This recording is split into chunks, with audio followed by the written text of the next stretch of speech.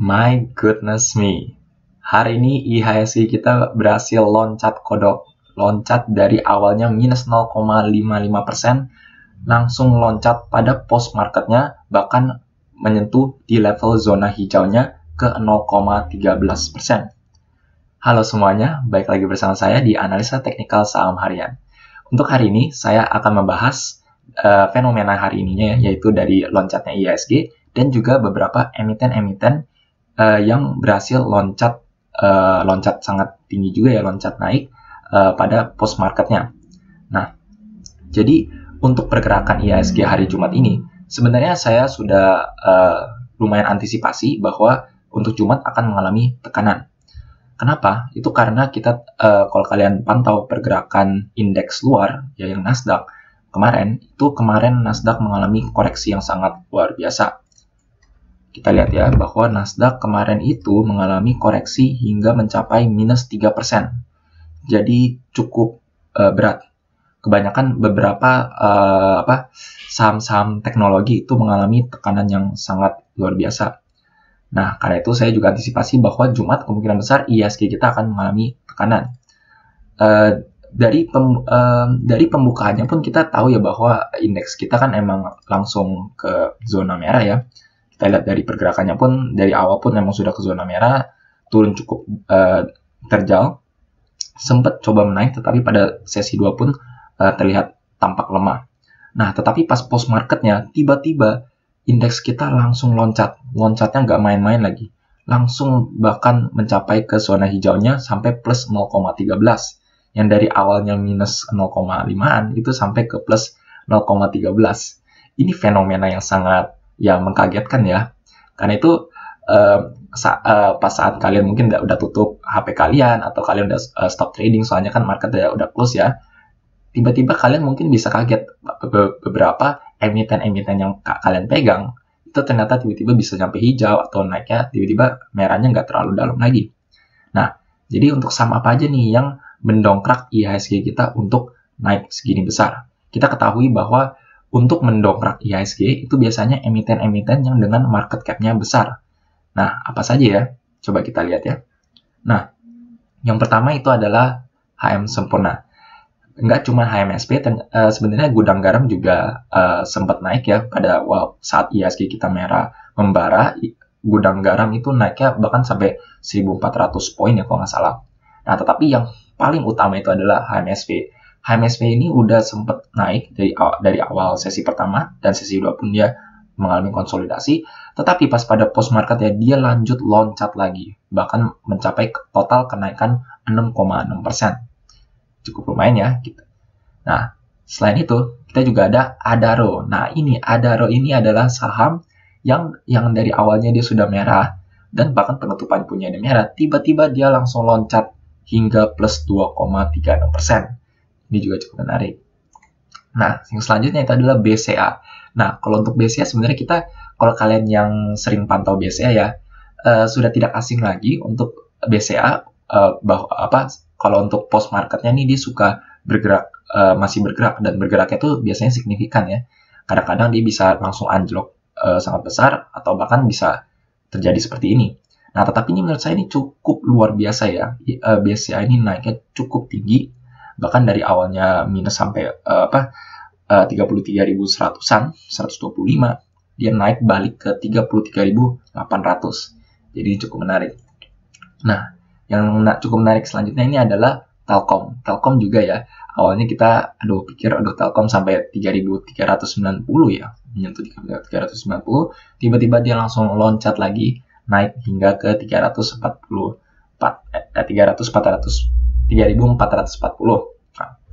Nah, oke. Karena itu kita akan bahas emiten-emiten yang ada di sini ya. Oke. Nah, jadi untuk pertama mungkin kita bahas sedikit untuk IHSG ya. Sebenarnya IHSG ini masih ada pada fase-fase galau ya. Kita lihat MACD-nya pun garisnya pun masih datar, minus sama plusnya pun juga sangat tipis ya. Overall kalau saya lihat dari per day-nya pun kita lihat bahwa IHSG kita ini selalu semenjak dia balik breakout di level resistennya, ini dia berhasil tertahan di MA20. tandanya apa itu adalah kalau misalkan pergerakan harganya di atas tertahan di EMA 20, kemungkinan besar masih ada harapan IHSG kita masih bisa lanjut naik. Jadi secara overall emang gitu. Nah, tetapi waktu saya melihat Nasdaq mengalami koreksi besar, saya sih nggak terlalu berharap banyak ya, mungkin indeks kita akan mengalami koreksi hingga menyentuh level EMA 20-nya lagi. Nah, tetapi ternyata kan hari ini positif ya, jadi masih di level sekitar 6.350-an. Nah, untuk pertama, saya akan bahas BCA dulu ya. Nah, untuk BCA ini sebenarnya kan kalau kalian nonton di video saya sebelum-sebelumnya ya, saya tuh masih ada harapan kalau BCA ini masih naik. Nah, waktu pada fase-fase awal BCA ini mengalami koreksi lebih lanjut ya, bahkan pernah nyentuh lagi ke level 33.000, itu saya melihat di sini bahwa MFI-nya dia masih datar. Kita lihat di sini ya.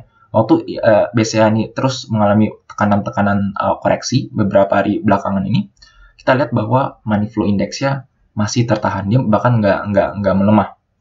Nah, secara MACD-nya sih emang dia kesannya melemah ya, garisnya pun emang sudah balik ke downtrend lagi. Nah, tetapi money flow index-nya ini masih tertahan nih.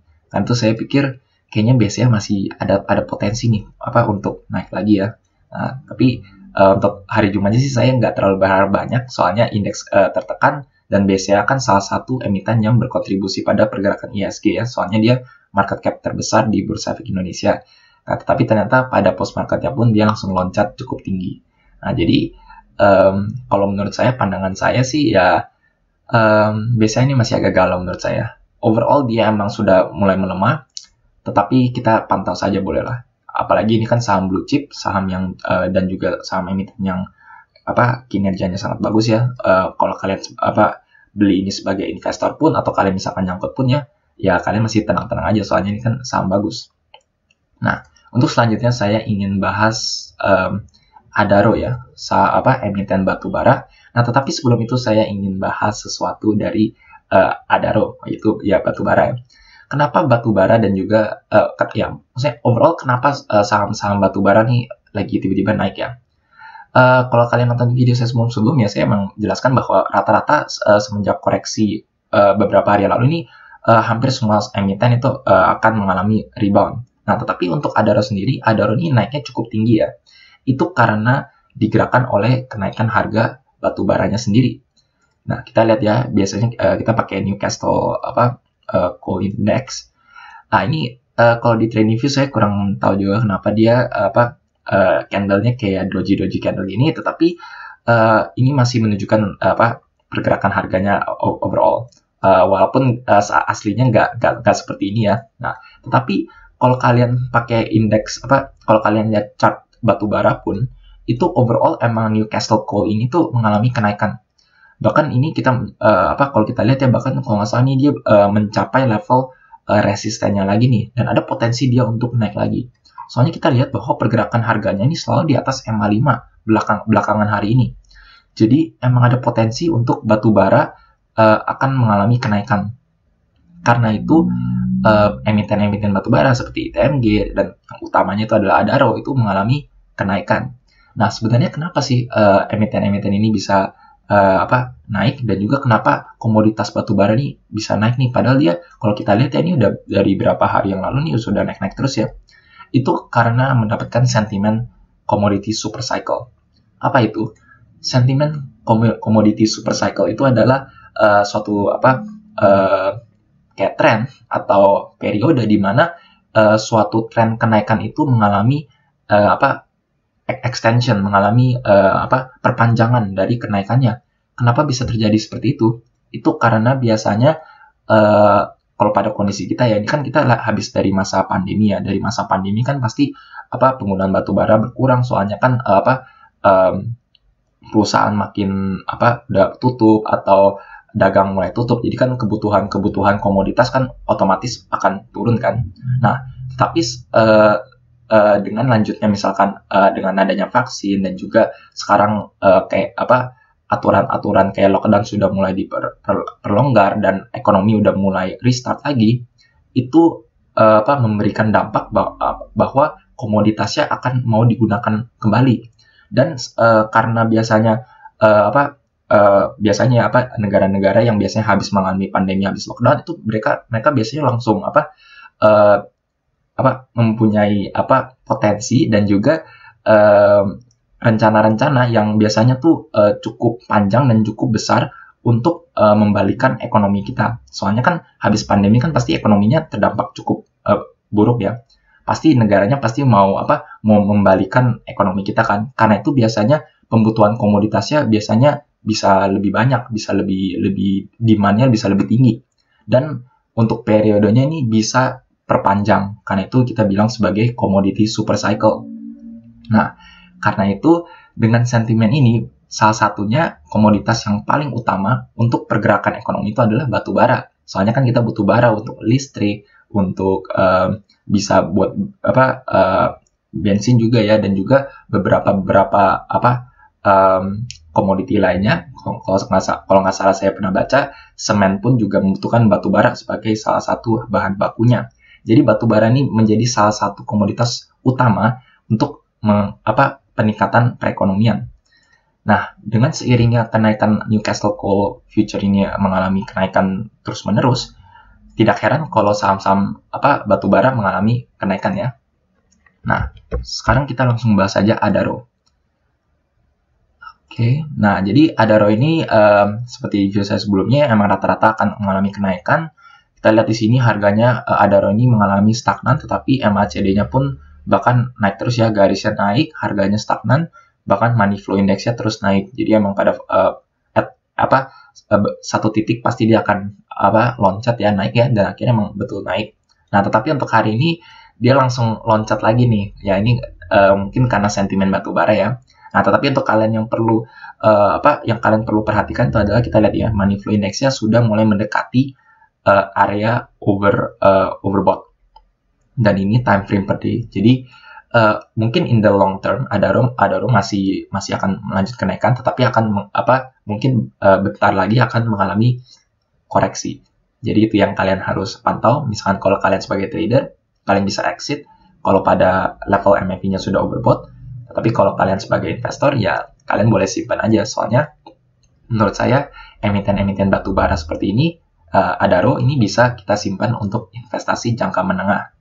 Soalnya kan saham-saham komoditas tuh biasanya siklik ya, jadi ya jangan disimpan untuk seumur hidup. Kalian harus terus pantau pergerakan harga komoditasnya. Oke, terus untuk selanjutnya HMSP ya, kita lihat. Nah, untuk HMSP ini juga patternnya sama ya kayak Adaro ya. Jadi overall dia turun, yang kayak ISG kita sih ya, turun, naik, dia menyentuh level overall levelnya cukup mirip ya. Kalau kita lihat garis MA5-nya nih, garisnya MA5-nya bahkan menyentuh level yang sama, tetapi MACD garisnya dia naik, histogramnya pun juga naik, terus dari money flow index-nya pun kalau kita lihat sini naik dikit, tetapi overall stagnan. Nah, jadi emang ada tanda-tanda dia mau bangkit, emang akhirnya dia HMSP ini sempat bangkit lagi ya. Nah, tetapi hari ini kan HMSP naiknya cukup tinggi ya, kita tahu naik dari naik 6,6%. Nah, kita lihat di sini, money flow index-nya ini bahkan garisnya sudah menyentuh level atas 80 di time frame per day. Nah, jadi untuk kalian yang mau kalian menggunakan HMSP untuk trading, saran saya mungkin kalian bisa pantau dalam jangka waktu dekat. Kalau misalkan dia masih bisa naik lagi dan MACD-nya sudah mencapai level yang cukup tinggi, kalian bisa take profit gitu ya. Nah, tapi kalau kalian invest ya boleh ya di keep aja. Soalnya kemungkinan besar HMSP ini mau balik arah ya kalau menurut saya ya. Kenapa? Soalnya emang kita tahu bahwa HMSP ini kan seperti gudang garam nih mengalami downtrend ya. Gak chartnya pun selalu di garisnya sudah di bawah EMA 200. Jadi emang ini udah downtrend. Nah, tetapi ini kita lihat bahwa HMSP ini membentuk pola seperti double bottom ya. Dia membentuk double bottom, terus ini area level resistennya dia berhasil breakout, konsolidasi sebentar dan dia akhirnya loncat lagi. Jadi overall nih menurut saya sudah membentuk ciri khas double bottom dan berhasil breakout resisten. Jadi mungkin HMSP ini mau balik arah ya. Nah, jadi kalau kalian yang sebagai investor ya kalian boleh pantau aja pergerakan HMSP. Oke, terus yang terakhir ini adalah Telkom. Nah, Telkom juga pas post marketnya pun sempat naik lumayan ya, walaupun masih minus, tetapi menurut saya cukup lumayan dibandingkan saham-saham lain. Nah, tetapi beda di antara emiten-emiten lainnya, menurut saya Telkom ini kayaknya masih cenderung sideways sih menurut saya ya. Soalnya kita lihat bahwa dari garis MACD-nya pun, kalau dari per day-nya sih, ya sih dia emang di atas garis nolnya. Tetapi garisnya pun ini datar ya. Garisnya datar, histogramnya pun juga naik turunnya sangat kecil. Jadi ini menurut saya lagi di fase konsolidasi. Marketnya lagi bingung di antara mau dinaikin atau diturunin. Nah, kita juga lihat ya pada money flow index-nya pun waktu harga di sini dia sempat naik lagi, koreksi. Ini pun juga sudah turun. Jadi money flow index-nya emang turun, harga naik tapi dia turun. Ini ya menunjukkan kemungkinan besar Telkom akan mengalami penurunan ya. Nah, jadi kalau menurut saya untuk Telkom ini saham bagus ya, tapi kalau untuk saat ini mungkin masih akan mengalami fase konsolidasi gitu. Oke, jadi untuk hari ini dan hari Jumat ini ya, market sudah tutup, tapi kita dikejutkan dengan suatu fenomena di mana IHSG-nya tiba-tiba loncat dari minus 0,5 ke plus 0,13. Untuk video kali ini sekian saja. Jika kalian merasa video seperti ini bermanfaat untuk kalian, jangan lupa untuk subscribe dan juga pencet tombol bell di sebelahnya supaya kalian selalu terupdate dan ternotifikasi dengan upload yang saya akan lakukan setiap harinya. Sekian dari saya, terima kasih.